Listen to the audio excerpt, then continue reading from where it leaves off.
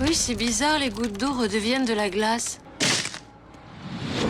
Hey! Vous l'avez échappé belle, ça va, vous n'avez rien? Non, ça va. Je dois y aller. C'est à vous qu'on doit ça? C'est un menteur et un voleur. Mais il aura ce qu'il mérite.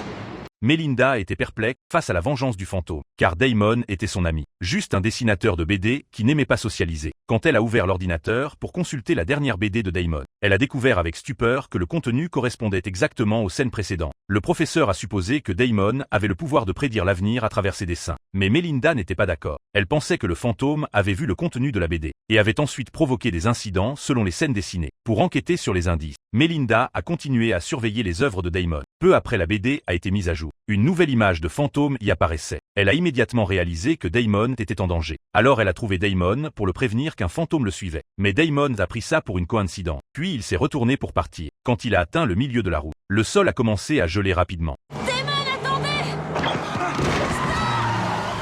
Melinda s'est précipitée pour voir. Dès que sa main a touché la glace, elle a été aspirée dans le monde de la BD. Elle s'est retrouvée sur une surface de lac gelé. Sous la glace gisait le corps du fantôme. De retour à la réalité, Melinda a immédiatement appelé la police. La police a repêché le corps. Le défunt s'appelait Sean. Après examen, l'affaire a été classée comme noyade accidentelle. Expliquez-moi. Dites-moi ce que Damon a à voir avec ça. Damon a volé ma vie.